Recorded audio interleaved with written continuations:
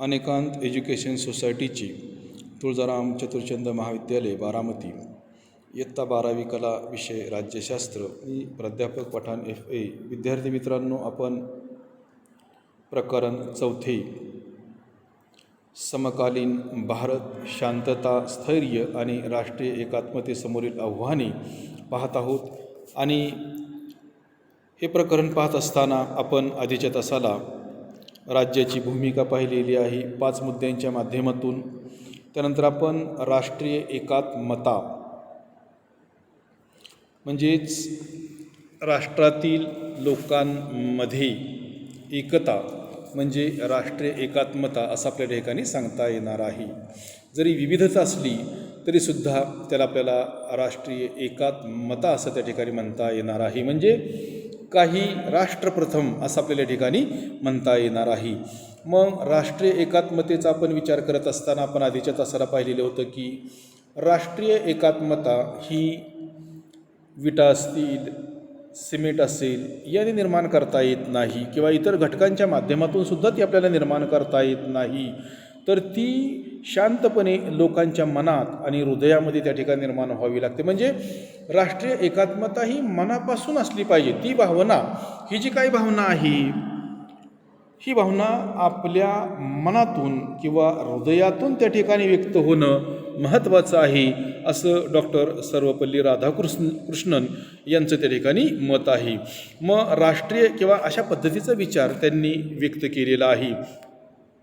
मग राष्ट्रीय एकात्मता याचा जर आपण विचार केला, आपण आधीच्या तासाला पाहिले की समाजामध्ये विविधता ही असणारच आहे आणि मुळातच समाज हा विविधतेने नटलेला असतो, समाज हा विविधतेने बनलेला असतो.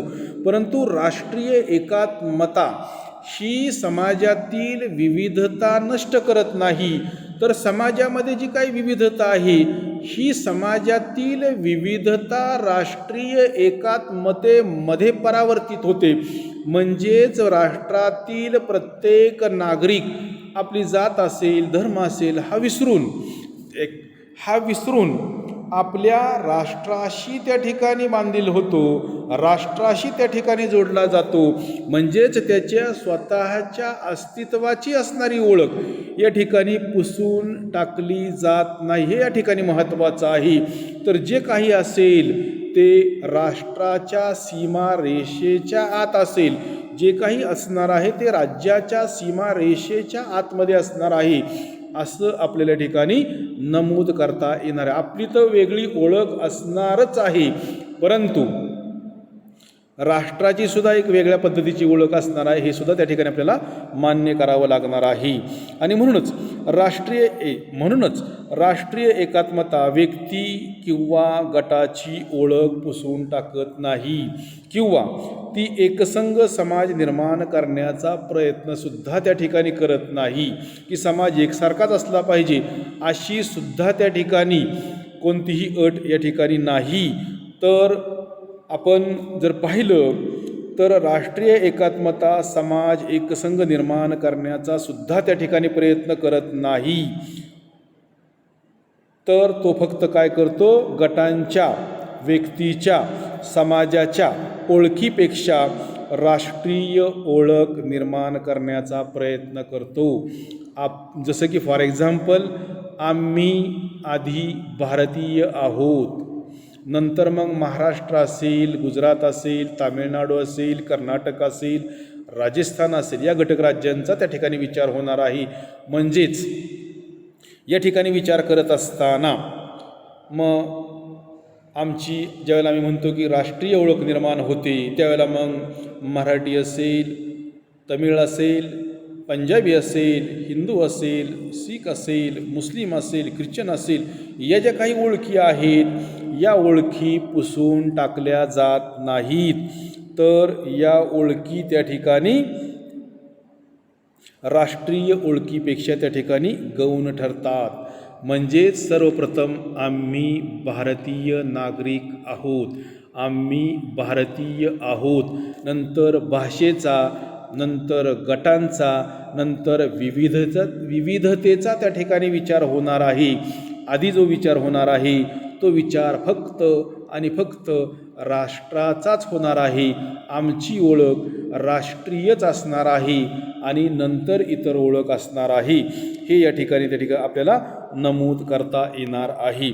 आपण अमेरिकेचा जर आपण विचार केला तर अमेरिकेमध्ये वास्तविक पाहता वेगवेगळ्या वसाहती येऊन अमेरिकेवर सुद्धा ब्रिटिशांचं नियंत्रण होतं आणि वेगवेगळ्या वसाहती त्या ठिकाणी एकत्र आल्या आणि त्यांनी ब्रिटिशांपासून त्या ठिकाणी स्वातंत्र्य मिळवलं.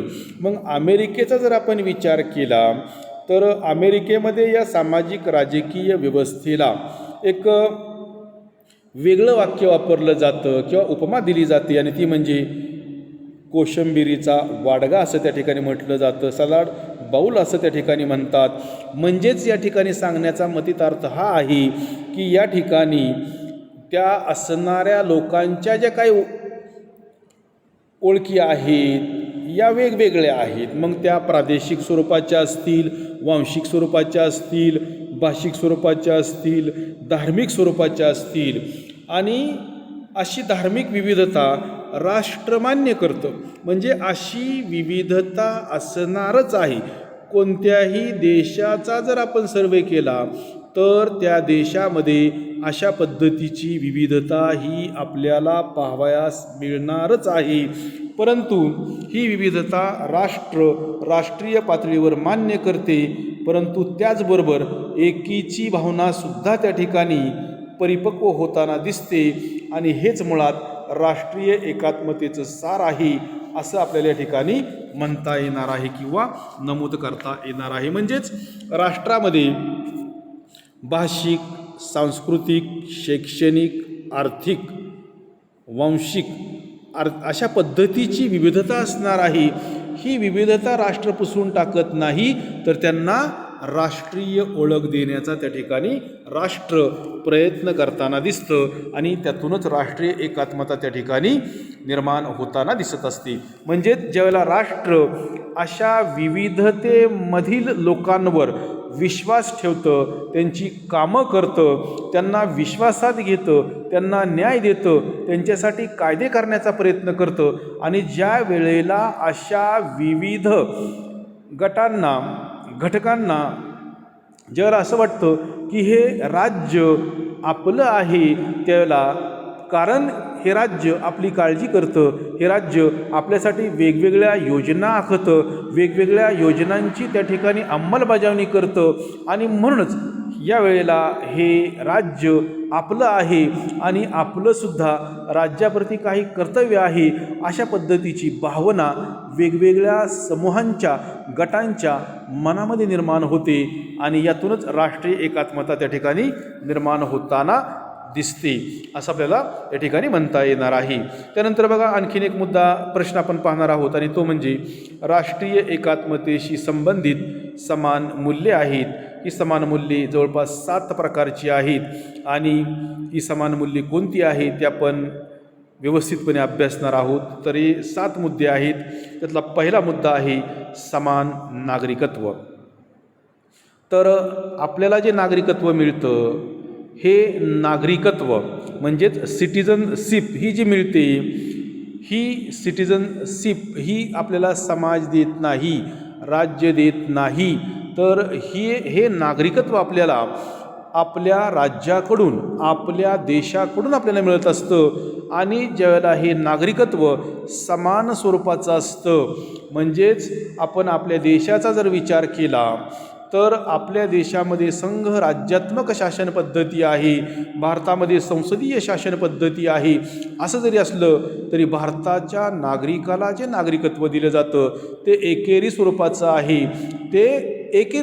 आहे, म्हणजेच भारतातील घटक राज्यांचा विचार जर आपण केला तर भारतीय नागरिकाला तो ज्या घटक राज्यामध्ये राहतो, म्हणजेच फॉर एक्झाम्पल महाराष्ट्र असेल, गुजरात असेल, कर्नाटक असेल, राजस्थान असेल, तामिळनाडू असेल, पश्चिम बंगाल असेल, हा नागरिक त्या राज्यामध्ये राहत असला तरी त्याला राज्याचं वेगळं आणि संपूर्ण देशाचं वेगळं नागरिकत्व मिळत नाही, तर तो नागरिक त्या ठिकाणी संपूर्ण देशाचा नागरिक असतो, संपूर्ण देशाचा नागरिक आहे.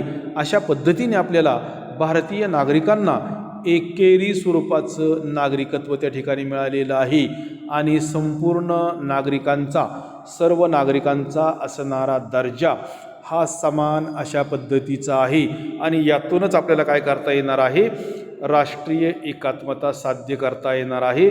त्यासाठीचं हे एक महत्त्वाचं तत्त्व आहे किंवा महत्त्वाचा एक घटक आहे.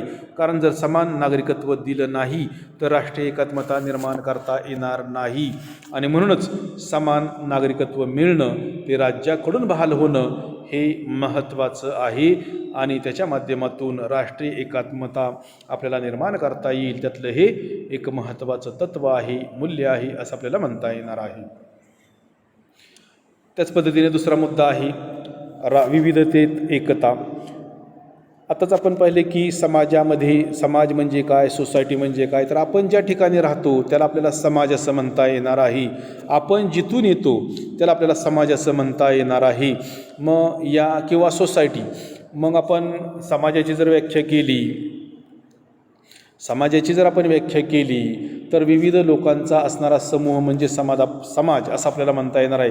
विविध लोकांचा असणारा समूह म्हणजे समाज होय, किंवा त्यांची असणारी वस्ती म्हणजे समाज होय, किंवा व्यक्तीतील संबंधांवर आधारित व्यापक उद्दिष्ट असणारा व त्या दृष्टीने एकात्म भावनेने कार्य करणारा व्यक्तिसमूह म्हणजे समाज होय.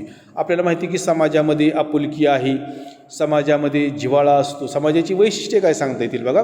समाजामध्ये आपलेपणाची भावना आहे, समाजामध्ये जिव्हाळा आहे, समाजामध्ये आपुलकीची भावना आहे आणि म्हणूनच समाज एकसंघ राहतो. समाजामध्ये जरी विविधता असली तरी या सर्व गोष्टी समाजाला एकसंघ ठेवण्यासाठी महत्त्वाच्या ठरतात आणि म्हणूनच समाजामध्ये जरी विविधता असली तरी ती विविधता आपल्याला माहिती आहे की राष्ट्रीय एकात्मता पुसून टाकत नाही, तर त्यांना एका वेगळ्या उंचीवर नेण्याचं काम करत असते आणि म्हणूनच या विविध लोकांना राष्ट्राबद्दल त्या ठिकाणी वेगळ्या पद्धतीची आपुलकी निर्माण होण्यासाठी मदत होते. हे एक दुसरं तत्त्व आपल्याला सांगता येणार आहे. त्यानंतर तिसरा मुद्दा आपल्याला सांगता येणार आहे तो म्हणजे राष्ट्रनिष्ठा. जसं की आपण जर असा विचार केला की राष्ट्रनिष्ठा, आपण असं म्हटल्यानंतर भारत माझा देश आहे, आपल्या मनामध्ये एक वेगळ्या पद्धतीची भावना, राष्ट्रभावना, राष्ट्रनिष्ठा आपल्या मनामध्ये त्या ठिकाणी निर्माण होण्यासाठी मदत होते. आणि राष्ट्रनिष्ठा ही किंवा राष्ट्रनिष्ठेचा जर आपण विचार केला तर व्यक्ती राष्ट्रावर इतक्या प्रमाणामध्ये निष्ठा ठेवते, राष्ट्रावर इतक्या प्रमाणामध्ये प्रेम करते किंवा राष्ट्रासाठी सर्व गोष्टींचा त्याग करते. प्रसंगी व्यक्ती राष्ट्रासाठी आपल्या प्राणांचं बलिदानसुद्धा देते. आपल्याला माहिती आहे की आर्मीमध्ये असणारे जवान बघा, आर्मीमध्ये असणारे जवान आपलं कुटुंब सोडून कितीतरी किलोमीटर अंतरावर आपल्या देशाची सेवा करत असतात आणि ही देशसेवा करत असताना, आपलं कर्तव्य बजावत असताना आपण अनेकदा पाहतो की हे आपले जवान जे तरुण आहेत हे प्रसंगी आपल्या देशाच्या रक्षणासाठी आपल्या प्राणांचं बलिदानसुद्धा त्या ठिकाणी देतात. यालाच आपल्याला राष्ट्रनिष्ठा असं त्या ठिकाणी म्हणता येणार आहे. म्हणजे किती मोठ्या प्रमाणावर आपण आपल्या देशावर त्या ठिकाणी प्रेम करतो हे या ठिकाणी या उदाहरणाच्या माध्यमातून त्या ठिकाणी आपल्याला पाहता येणार आहे, म्हणजे सांगता येणार आहे. म्हणजेच राष्ट्रावर असणारं प्रेम व्यक्त करण्यासाठी आपण प्रसंगी आपल्या प्राणांचं त्या ठिकाणी बलिदान द्यायला सुद्धा त्या ठिकाणी मागं पुढं पाहत नाही. त्यानंतर बघा चौथा मुद्दा आपल्याला सांगता येईल भिन्न समुदायाबाबत बंधुत्वाची भावना.